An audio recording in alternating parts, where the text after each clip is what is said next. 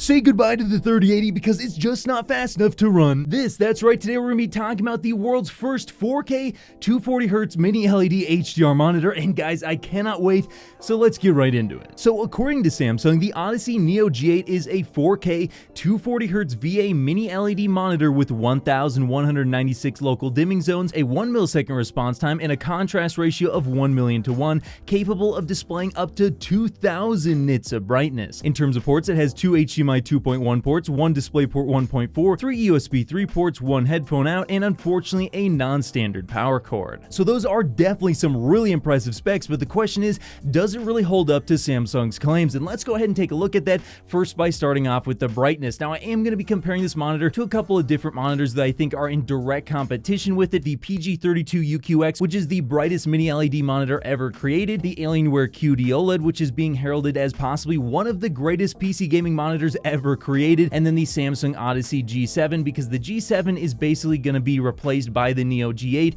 It's just a 1440p version of this 240Hz panel with some lower brightness, so hopefully the Neo G8 just completely wipes the floor with the G7, but let's go ahead and take a look and see if that's the case. So first, starting off with the brightness in a 10% window, we can see here that the PG32UQX is handily in first with up to 2,260 nits of brightness in that 10% window, and then it's followed up by the brand new 4K 240Hz Odyssey Neo G8 that we're going to be reviewing today, coming in with 1,594 nits of brightness, so some very impressive stuff there. Then it's followed up by the Alienware QD-OLED with 1,357 nits of brightness, and then finally the Odyssey G7 with 721. So as you can see here, we're off to a great start for the Odyssey Neo G8, but does it continue? Let's go ahead and take a look at the full screen brightness, where in first place once again we have the Asus PG32UQX with a staggering 1,371 nits of brightness for a full white screen. Then it's followed up by the Alienware QD-OLED with 794 nits of brightness, then followed up by, surprisingly, the Odyssey G7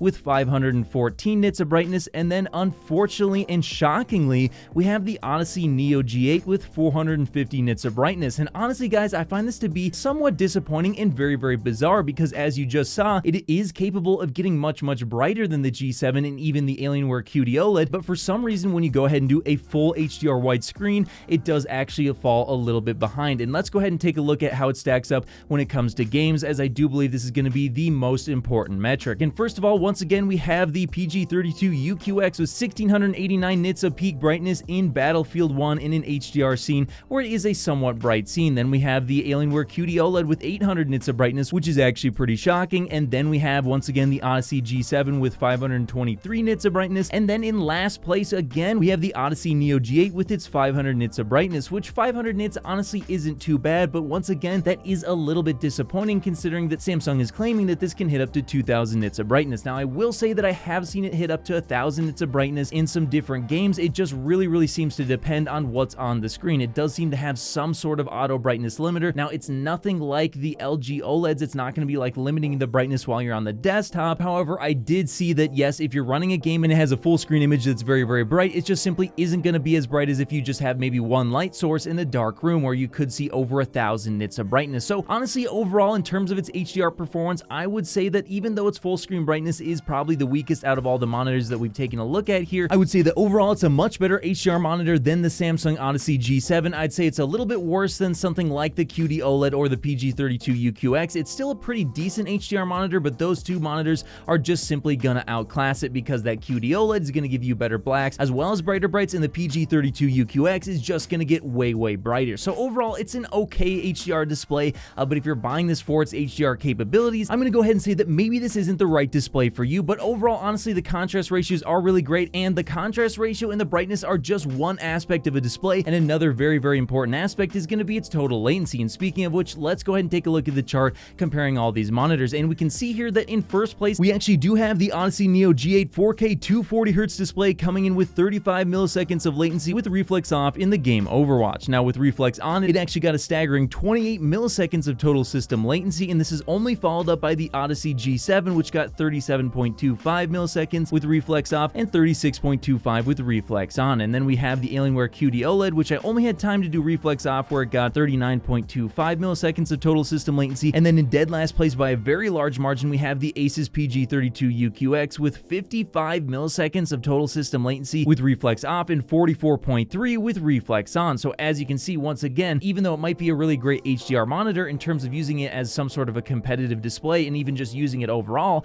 I'd go ahead and say that the PG32UQX actually falls very far behind in a lot of aspects because, yeah, having that high of latency is going to make it feel a lot worse than a lot of these other monitors. And I was actually very, very shocked to see just how fast the Samsung Odyssey Neo G8 is. I mean, beating the G7 is very, very impressive because you do have to keep in mind that the G7 is one of the faster 240Hz monitors out there already. So again, that is shockingly good. But as good as the Samsung Odyssey Neo G8 is in terms of its performance, can you actually run it? Because it's all well and good to be getting, you know, a low system latency at 240Hz, but if you can't even run 240Hz at 4K, you know, is this going to be even worth purchasing? And to figure that out, I ran a couple of games with the RTX 3090 Ti, and taking a look here, first we have an example of a competitive game that's a little bit harder to run, Apex Legends, and I went ahead and ran this at 4K, low settings, but with ultra textures, and I got an average frame rate of 195 with a minimum of 115, although I will say this was during me dropping when I got 115, so when you're actually on the ground and actually playing, it's probably going to be on average a lot higher than that, and I do see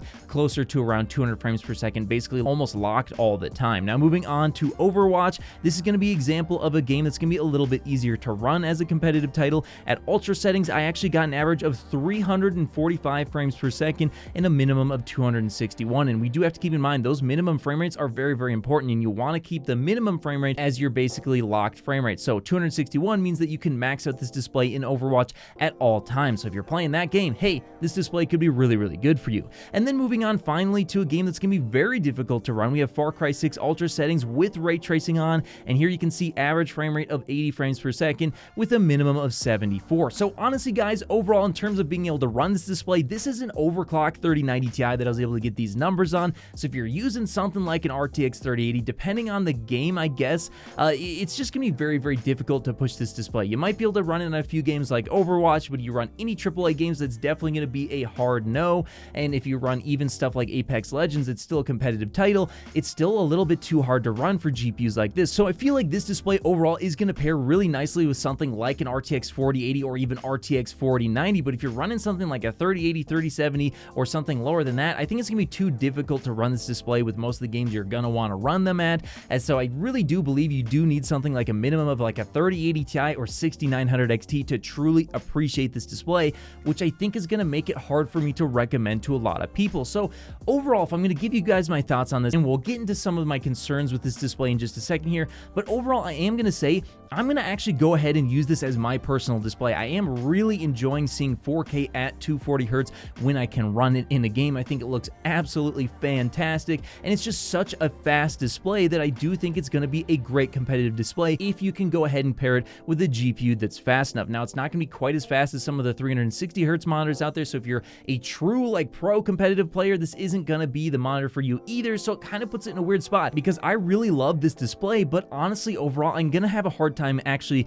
going ahead and recommending a lot of people purchase this thing because not only is it going to be very, very difficult to run, but on top of that, it's in a weird position where it's not really for competitive gamers, but it's not really for HDR, you know, AAA gamers either. It's kind of in that weird middle spot, so it's going to be for a kind of niche audience there, and I just happen to be in that niche. On top of that, it does have some issues, and I'm going to go ahead and talk about those right now. So the first issue that I had is it's actually difficult to enable 240Hz over HDMI. I ended up having to go back to DisplayPort because not only that, but even when I was able to get 240Hz to work over HDMI, G-Sync wasn't working either. So there's definitely some firmware issues there. Also, firmware issue, HDMI was labeled as 2.0 in the actual settings of the monitor, and it should be labeled as 2.1. I also found that there are scan lines at 240Hz, which actually does unfortunately make a little bit of a dent in the image quality overall when you flip that 240Hz mode on. Now, it's definitely still going to look better than 1440p 240Hz displays, there's no doubt about that, but it definitely could look a little bit cleaner if they're able to go ahead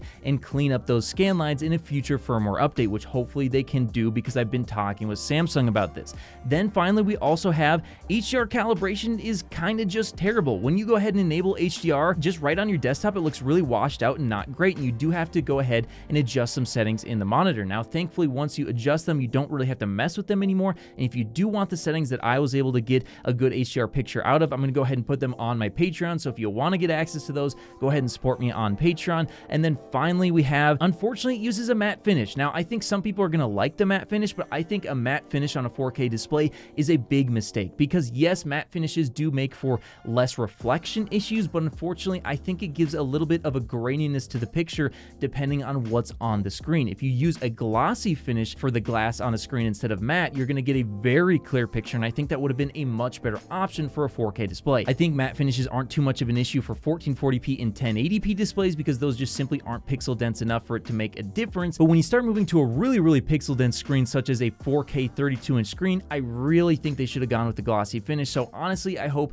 their next time that they go ahead and make a display like this, they do go ahead and choose to do it with a glossy finish. But again, overall, I am really liking the display despite its flaws. I think that a 32-inch curved display is perfect at 4K, and yes, I'm loving it. But hey, that's just what I think. Do you think it's worth buying the Samsung Odyssey Neo G8, or do you think it has too many issues? Let me know your guys' thoughts in the comments below, and of course, I'll see you in the next video. If you made it to the end of the video, be sure to drop a like. Every time you do so, AMD and NVIDIA release new GPUs. Also, if you want to see more, check out one of these related videos. You won't be disappointed.